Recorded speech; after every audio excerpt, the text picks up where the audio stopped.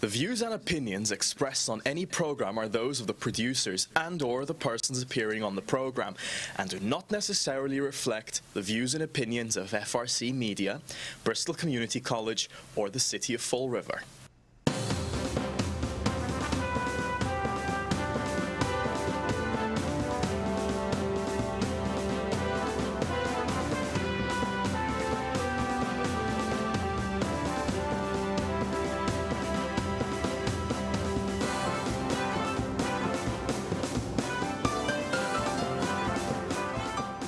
Well, hello. Welcome to Spindle City Straight Talk. I'm Chip. And I'm CJ. And it's Friday.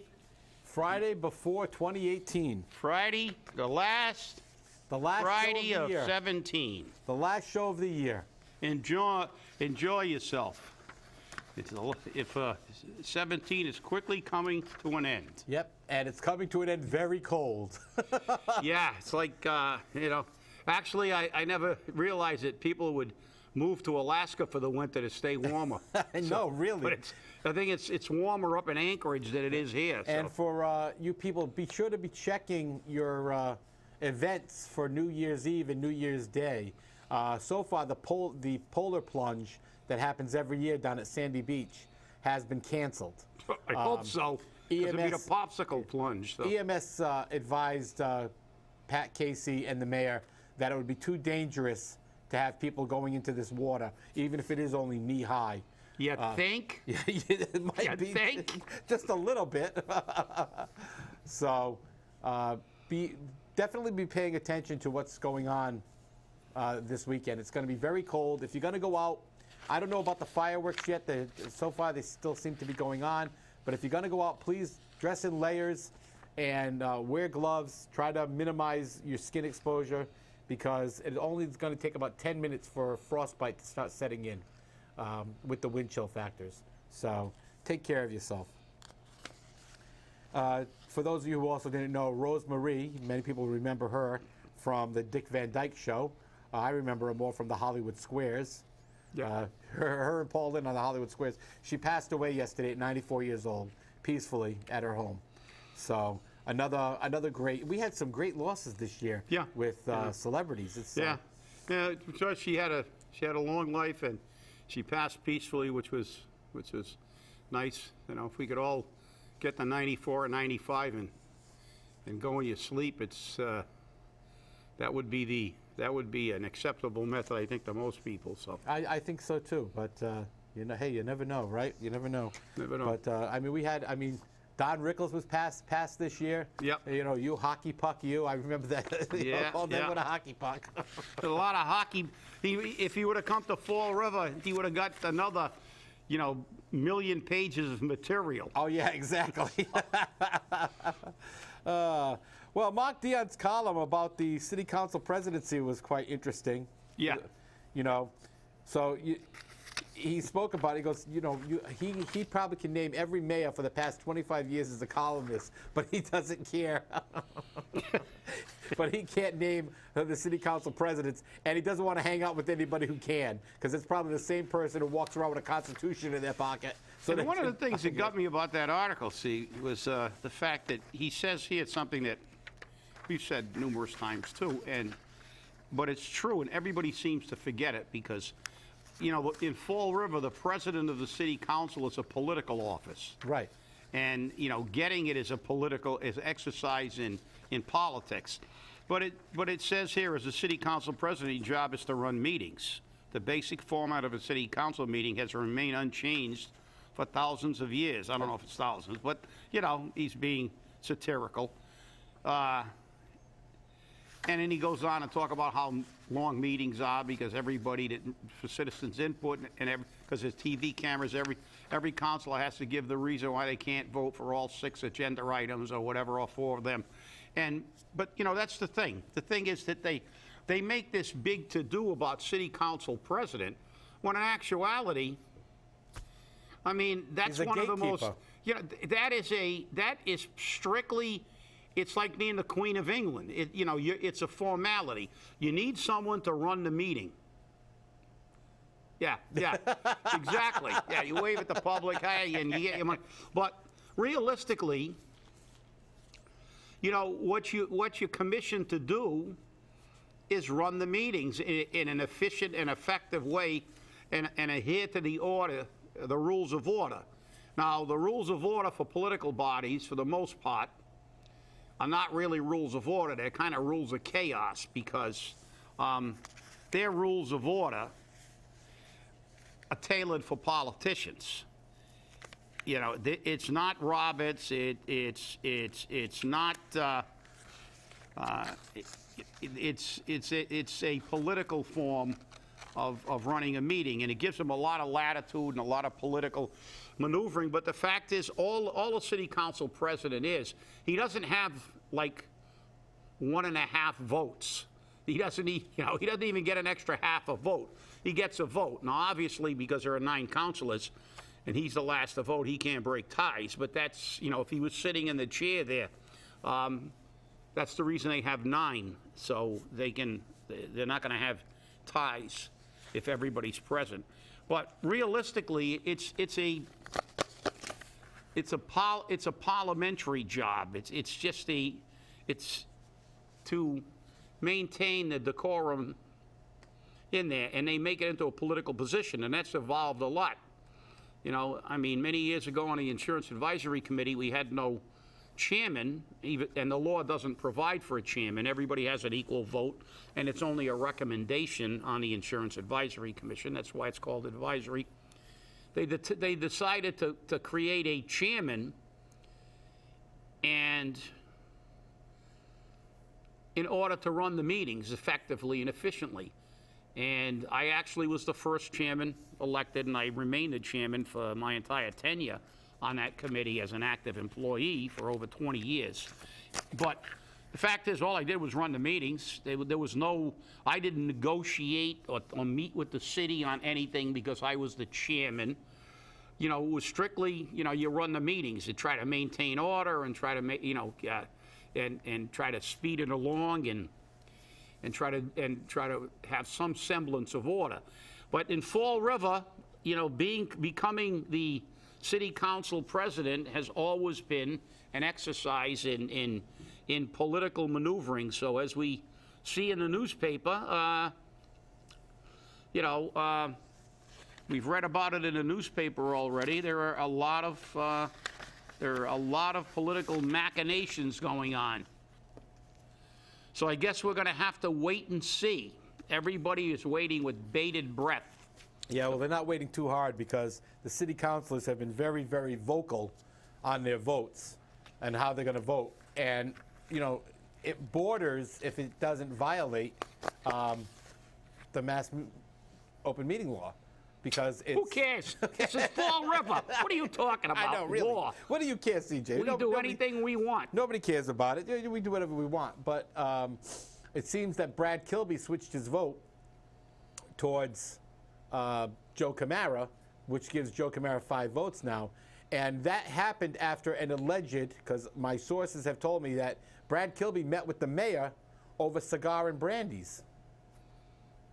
And they had a discussion, and then all of a sudden the vote changed. I guess the cigar shop's doing quite well. Everybody meets for cigars and brandy now. Yeah, exactly. That's the millennial. It's like in the old days, all the old guys used to meet at the exclusive men's only club and smoke cigars and drink brandy or scotch and make all the big decisions because they were rich. Now the millennials sit down there and we've heard allegations that a lot of people have met down there. Richard Cabaceras was sitting down sharing cigars and brandy and political appointees, etc. I guess you're in the circle if you get to have a cigar and a brandy. Yeah, well, I don't like cigars, and I very select on what brandy I drink. So. No, you're a cognac man. Yes, I am. Brandy only from the cognac region. I know. So, well, we finally get a peek into the mayor's chief of staff's contract. 3 weeks of sick time and vacation time. How nice that. Where can you go and start a job right off the bat with 3 weeks vacation time, earning $78,780 a year? Fall River. That's it, Fall River. And what are the qualifications? No, she doesn't have any qualifications. Actually, while there's no specific duties assigned to the Chief of Staff, it's recognized that this position is of trust and confidentiality, and as such, all duties shall be carried out in a strictest confidence, reads the contract. Well, I guess they got that from the show. We talked about confidential employees. But that doesn't. It still doesn't relieve them of hiring someone and basically saying they have some kind of qualification. She's a political whore. That's it. She's a political whore. She is a political hack. Bottom line. And I know people get very offended when I say political whore. And all that means is you do everything to benefit yourself politically. And you serve at the will and pleasure of any politician, and as such you get jobs, positions, whatever it is. Like it or not, grand, not bad. Not bad. And there are, again, allegations that she's not a resident of the city of Fall River. She's not a resident of Fall River, which violates the charter. Use only when it's to your benefit right. Charter. It violates the charter, and now this will be this doesn't count because confidential employees aren't in the. Yes, they are. Everybody that works for the city is in that charter. So, but here's the thing. This is only the beginning. I mean, her qualification was she was this campaign manager. Right. Now here's the thing. I'm going to read this. The contract indicates that Andrade is in general charge of the mayor's office. What does that mean she is? I think that's a de facto department head, don't you? And as such, that means she needs to be approved by the city council. But according to this mayor, she doesn't have to be. Yeah. So. Well, the thing is that, look, I'm glad they put this in there in a way, because something, again, it shows how ridiculous this whole situation is. Because let's look at the history of the chief of staff. Is this New York City, which is big enough to be actually a state, and has so many employees that you could say, well, a deputy mayor or somebody like that, but they have to have qualifications because they've got like a 35,000-man police department and over a 10,000-man fire department, and that's more than some towns have, and residents. But it's saying she's in general charge. Why? One of you people are going to get sick of this crap. How much help does this guy need to run a city? We had a city that had far more employees that ran with a mayor with a GED and a secretary. Now we have department heads making 6 figures or nearly 6 figures, and we have a city administrator who fundamentally runs the city. Now he has a chief of staff who's in general charge. So what does he do? He's like the Queen of England or the King of England. He walks around and waves at people and has meetings. He's not doing anything because he's got, look, this city isn't large enough to have all these tiers of highly paid assistants. He's got a cabinet, for God's sakes. He's not the president of the United States. You're not running a country. You're not a governor running a state. You're running a medium-sized city. A city that basically runs itself because every department head is paid to run their department. And that's the way in the old days we actually did it, when we had a mayor that had a secretary. Not a chief of staff and a press agent and a city administrator. All these people are doing his job. City administrator administers the city. What the hell does he do? Except be a politician. We had a 300-man fire department, a 300-man police department. DPW was 5 times the size it was. All these departments were far bigger than they are now. Our population was larger. We were up in the mid-90,000s. And we had a mayor running the city with a secretary. You walk into the mayor's office, there was a secretary, and there was the mayor. He didn't have a chief of staff. He didn't have a city administrator. He didn't have any of these positions. And the cities actually ran better. And we had money, $12 million in surplus. We didn't get a tax raise every year. We got a tax raise every 4 or 5 years, sometimes longer. And people got pay raises, and the city ran well, and we had people with jobs. And so again, the evolution, or we should say the de-evolution of government. They've gone from representing us and being a government in a city, and a city government, their primary responsibility is to provide essential services to the taxpayer. That's why we pay our taxes, for police, for fire, not for all these jobs, not for all this help to do what? Pretty simple. Fire chief's making over $100,000, he runs the fire department. You want to know what's going on in that department, you call him in. And if he doesn't do his job, see you later. Same thing with the police and DPW and all these positions. We've had department heads for years that ran their departments that were held accountable at one time. Now, this is just a giant trough that everybody that gets a job just sticks their head in, takes the money, and runs. And the answer to everything is add more help. Oh, we got problems? Hire another assistant. Hire another. Give him a title and stick another one in there. This is the Peter principle at its most obscene, what we're seeing here today again. And now, you know, at one time they had a little bit of qualifications. I remember we initiated the city administrator's job, and Alan Sylvia was a Harvard MBA. Oh my God, somebody with qualifications. And it was like, and now he was a city administrator in Fort Lauderdale for years. The man, you know, he worked for the federal government in the diplomatic corps, and he had a pretty impressive resume. And then we got Bob Connors, wasn't a Harvard MBA, but he had a pretty good background. He was a labor negotiator first. Then he left the police labor union in New York and then began to work on the management side. So he had collective bargaining experience. He had a pretty good resume. Then after him, we hired Jim Smith. I believe his first name was Jim.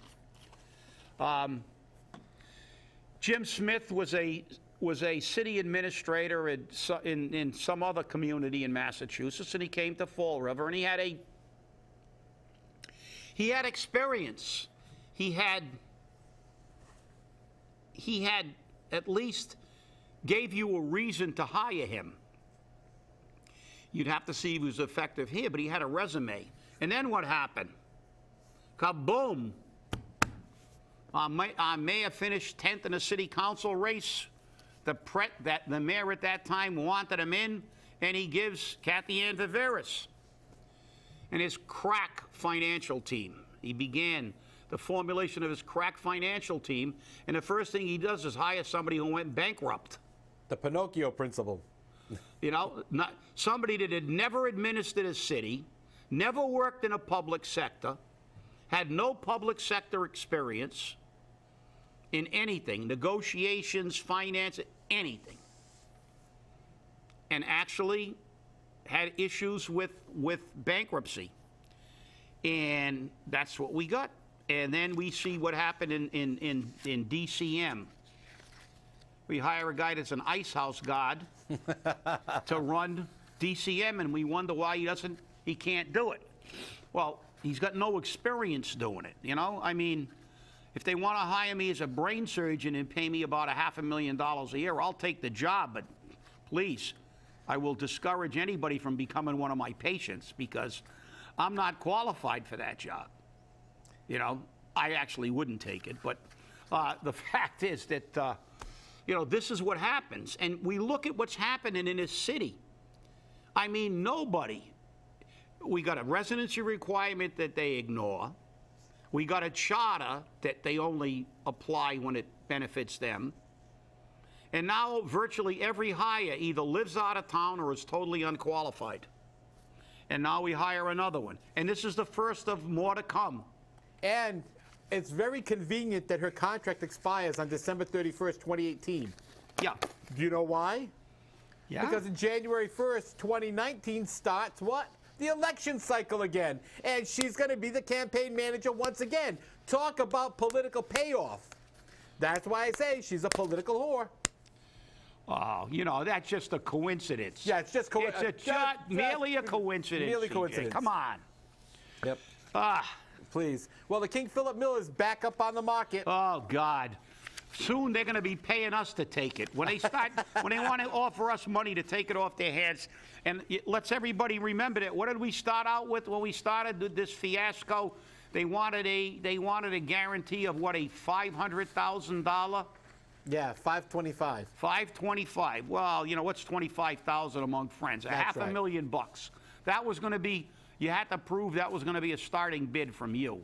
When they knew full well they didn't, and then they sold it. Now we're down to what, 110? 110. Yeah, 110. That's it, right at the bottom. Now here's the kicker: for you to participate in the bidding process, you must show up with $25,000 check in order to participate in the auction, and which will be returned to the winner. Does that make any sense? You win the auction, but we're going to give you back the $25,000 check. Yeah, because it's like a booby prize. You got this clunker of a place. So they're going to keep everybody else's? I guess so. I guess so. So you lose and they get to keep you. They get to keep. $25,000. It's like a bidding. It's like the bidding fee. And the guy who gets it gets his fee back. No, why don't you just deduct it from the price? But in addition to the check, the bidder is also required to pay 5% of the amount of their bid. So not only do they got to pay the $25,000, which we're going to return to them, you got to pay 5% of your bid at the same time. So this is going to be interesting. The successful bidder has a deadline of February 28th to provide the survey and the balance of the sale. Now here's the real kicker. If housing's going to go in here, this has a restrictive covenant, which means that it must be market rate housing. Here we go again. God, Here we go if you know, again. yeah, well, guess what? You know, this city is the definition of insanity. Yep. We do the same thing over and over and over again. But then again, actually, I don't think we qualify to be insane. Because to be insane, you have to believe there's going to be a different result. That's right. We just continue to do it the same way, knowing we're going to fail. Because we don't even expect it to work this time. That's it's right. like, let's just keep the monkeys happy. We'll throw them a few peanuts. Well, we're putting it up for auction again. And Alan Sylvia says, I want to see this resolved in your lifetime. Well, it should have been resolved 10 years ago. Well, you know, it's funny because that's a quote from Will and Grace when they did the reboot. And they said, we're going to do this all over again, thinking that it's going to be totally different. But guess what? We know it's not going to be totally different. And that's what's going on in Fall River. Yeah. So, hey, did you hear what happened to our former police chief, Dan Racine? I did hear there was an article. Yep. He's now the interim director or interim police chief for Bristol Community College. College police. I thought he retired.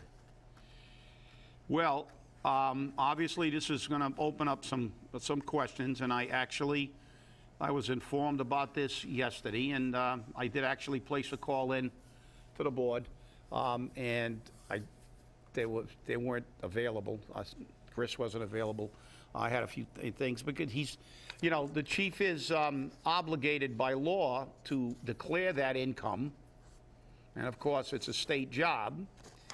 And there's also questions about hours, and you know, we get back to the old adage of, you know, we see that we know that Joe Macy isn't abiding by that, but then again, he's not, you know, he's a judge, and they got their little board, and county boards and stuff, they kind of let people go. But I can tell you, Christine is, you know, Christine is very, very good at doing her job. She will make sure that all, you know, the fact is on the retirement board, you have a fiduciary responsibility to abide by the law. You have to be impartial. You can't just, apply the law like we do with the charter to anybody who you dislike and not apply it to the people you like. Secondly, you know, I'm an elected board member, so it's my job in addition to be, I have to be a fiduciary, that's primary, and I have to make sure that you know, we work in the best interest of maintaining the system so people will have a retirement system in the future. But I also have to make sure that every employee gets everything that's coming to him. I can't let, you know, we've got to make sure that everything they deserve. And I can tell you, we're very, very fortunate to have Christine Tetreault in this community. She is, if not the best, one of the best in the state. And I've seen it at state seminars and things. People come to Christine for advice all the time. She's been doing it a very long time. And that's the great thing about Christine. She's very impartial. It doesn't matter. It's like the law is a law. And I can tell you we'll get more information next week on what the exact status is. But the fact is I can tell you that Chief Racine will, you know, get exactly everything he's entitled to, but he's also not going to be allowed to not adhere to the law. There are laws about compensation and things like that, and there are other issues that, frankly, are beyond the scope of this board. They're PERAC issues, but those things will be, you know, looked at, and they will be, you know, they will be handled in the appropriate way. The legal counsel for the retirement board, Mike Sacco, is one of the premier attorneys. He's a specialist. The only thing he's ever done is public retirement. And he represents, I believe, almost 100 retirement boards. He's always a guest speaker at every seminar in Massachusetts and stuff. He knows the law, and he'll make sure that the law is abided by, and there's a fiduciary responsibility to the board. There are no friends or enemies. It's all about doing the right thing. And people should get every single penny they're entitled to. And if they have to comply with the law, they have to comply with the law, because every year we go through people who, you know, they have to go through the affidavits that come in about income and stuff, and we have to listen to people, and if they don't get the stuff in on time, we have to tell them that their benefits should be stopped if they didn't come in, and we have people come in, and we always end up getting them squared away. But the fact is that the law is abided by, and as they say, there's total impartiality there. It's got nothing to do with the individual. It's got to do with what the law stipulates. And I don't know about state boards and county boards, but I can tell you one thing about the Fall River Board. It's going to do its job. Hey, there's never been a question about that. So the state is going to give our taxpayers another gift. Yep. They're going to raise booze tax. Tax on beer, wine, spirits, everything. 55% increase in taxes next year, just to make your life better. So who cares? Buy your booze in New Hampshire. Don't worry, Michael, stop in New Hampshire more often now. That's right. Don't worry about it. Buy your booze in New Hampshire so you don't have to worry about it. Or Rhode Island. 55, but they never, ever get tired of raising taxes. No, they don't. They just love it. Nope. You know, and it's all on stuff that poor people do. You know, poor people. Now you'll be paying top shelf Scotch prices for a nip. That's right. Hey, the city got $5 million to finally fix the drainage problem over on Middle Street by St. Anne's Hospital. Yeah. So maybe they won't be flooded out anymore. So I think that's a great deal. That's a great gift for St. Anne's Hospital and the city of Fall River. And with that, we're coming to the end of our show and the end of this year.